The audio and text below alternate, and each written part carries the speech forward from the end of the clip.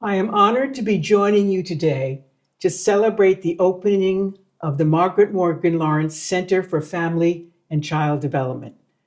My name is Sarah Lawrence Lightfoot, and I am the middle of three offspring of Margaret and my mother's biographer.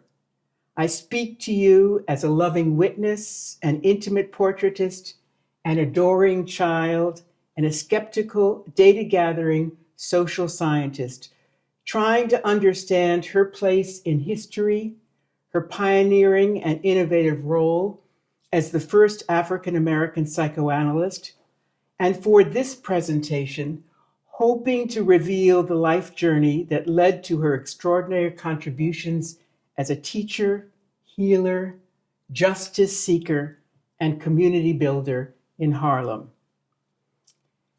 Born in 1914 in New York City, raised in Vicksburg, Mississippi, Margaret Cornelia Morgan Lawrence was the second child of an Episcopal priest and a school teacher. Her older brother, called Candyman and prized for his golden curls and fair skin, died at 11 months, a year before Margaret arrived. But his idealized memory haunted the family forever. At 14, Margaret decided she would become a doctor and one day save babies from death, a second chance to rescue Candyman. Having finished Vicksburg's colored high school, Margaret moved to New York, where she lived with her aunts and grandmother in fashionable Harlem, and where she attended Wadley High, one of the two classical high schools for girls in the city. 2 years later, she graduated with the Greek and Latin prizes and was on her way to Cornell University. In 1932, the only Black undergraduate at Cornell, Margaret was barred from the dormitories and earned her keep as a live-in maid, working for faculty families, sleeping in cold attics, and racing home from a science lab to serve lunch in her maid's uniform. With a superior academic record as an undergraduate, Margaret was rejected at the Cornell Medical School because, as the dean explained to her, without remorse, we admitted a Black man to our school 25 years ago, and it didn't work out. He got tuberculosis. Columbia School of Medicine, however, was willing to gamble on admitting Margaret, their only Black student and one of 10 women entering in 1936. After completing medical school, Margaret did her pediatric residency at Harlem Hospital, where she became rapidly politicized. Along with other young doctors, she became an outspoken activist for better medical care for the poor and became involved in national and international movements for peace and justice. The year after, at Columbia School of Public Health, Benjamin Spock was an inspired and forceful mentor. Margaret went there to study epidemiology and instead emerged with an interest in joining pediatrics and psychiatry.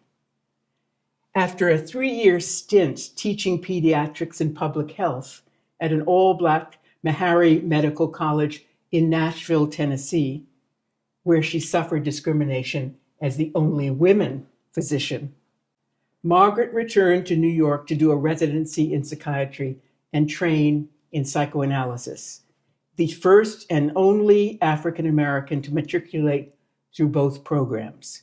Amidst this determined career pursuit, Margaret met and married Charles Radford Lawrence II, a young sociologist and social activist, a student of W.E.B. Du Bois, also from Mississippi, and together they had 3 children, Charles, Sarah, and Paula, both of them balancing careers, child rearing, extended family obligations, educational pursuits, and justice work.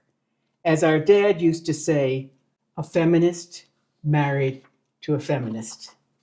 In the decades of productive work that followed, Dr. Lawrence built a thriving practice in child psychiatry and psychoanalysis in Rockland County, New York, and she created against a powerful bureaucratic inertia, an innovative interdisciplinary school mental health unit in the county's schools.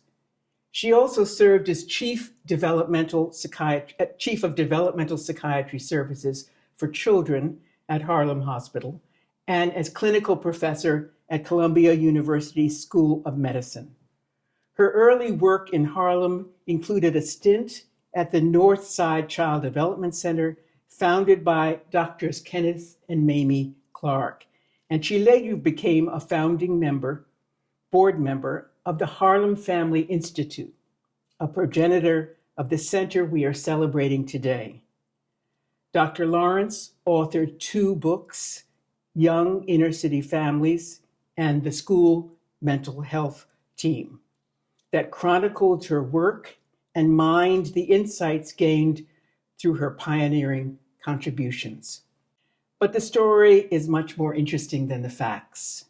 The chronology of amazing accomplishments does not capture the texture of my mother's life, the depths of the trauma, the triumphs over pain, nor the ordinary twists and turns. When she is 70 and I am 40, I think she is old, and I ask her if I might record her life. Courageously, she embraces the challenge of revisiting her history, and for 2 years, we sit together face to face in deep conversation, creating the intimate portrait of Balm and Gilead, Journey of a Healer. I expected my mother to be able to tell her story well. As the only child with a ruminative temperament, Margaret had watched the family drama and recorded everything within. She turned the images over in her mind, trying to make sense of the mysteries and silences. In her mid-30s, when Margaret experienced the couch, that is the psychoanalyst's couch, for the first time, she was amazed at how her well-developed introspective capacities translated so easily into the psychoanalytic process, how once she decided to put it out there, it all came so naturally. Free association was much like the uninhibited wandering fantasies she had enjoyed as a child, like the unspoken questions and observations she silently harbored as an adolescent and young adult. It was not hard for her to dig into her past, to revisit old haunts, and enjoy the fuzzy, refracted quality of early images that she calls screen memories. As we recreate her life's journey, Margaret moves through time and space in her own characteristic way. Her mind is poetic and playful, not literal or analytic. She rarely follows strict chronology, rarely remembers dates, but never forgets history. She speaks directly from feelings, from emotional content. Her mind puts things together that others see as disparate or unconnected. She can make patterns from stray remnants of all colors and shapes. Hers is an intelligence exquisitely suited to a psychoanalyst who must help the patient integrate fragments of history, gathering loose threads from the distant past. Margaret's memories are not edited. She does not hold back tears of rage or laughter. More than once, Margaret exclaimed softly, "This feels like a second analysis." After every session, we are exhausted, sometimes exhilarated by discovery and memories of victory, sometimes saddened by images of defeat and humiliation. We travel together across time and space, tracing Margaret's ancestry, her parents' marriage, her childhood, adolescence, school, and college, her own marriage, and early years as a parent. We journey hundreds of miles from the deep South to New York, from all-Black Magnolia High School in Vicksburg, Mississippi, to an integrated elite classical girls' high school in New York. From the middle-class Negro society of Vicksburg, where, as she puts it, white folks were totally irrelevant, to the all-white professional circles of this Columbia Psychoanalytic Clinic. From a deeply religious family who were in touch with the spirits but never talked about feelings, to training in a field where religion is denigrated and considered childlike, and where feelings are the currency of discourse. From a family dominated by powerful women who were merciless to men, to a marriage defined by respectful and loving equality. Margaret's journey travels a great distance, but returns to the same place. I've never really left Harlem, she reminds me more than once. We recognize the ways in which Margaret's life journey, her path of struggle and resilience, trauma and healing, courage and witness, generosity and grace, have anchored and enlivened her lifelong commitment to the Harlem community. In a beautiful essay by my brother, Charles R. Lawrence III, titled Liberation Healing, he speaks about our mother's life, teaching, medical practice, being built upon and governed by three deeply held beliefs and principles. In this piece, Brother Chuck, a law professor, a constitutional lawyer, an early pioneer of critical race theory, and a social activist who was born in Harlem Hospital 82 years ago, not only identifies the foundational principles and practices of Dr. Lawrence's luminous legacy, he also, I believe, forecasts some of the important and creative approaches that will animate the work of the center we are launching today in her name. The first foundational principle was Margaret Morgan Lawrence's belief in the inherent humanity and wholeness of every person she encountered. She believed that the injuries of mental illness are caused by and are endemic to the ideology, institutions, and conditions of white supremacy and racism. The underlying pathology is not found in the individual, but in the legacy of slavery in a nation that continues to be ravaged by the scourge of racism, segregation, and poverty.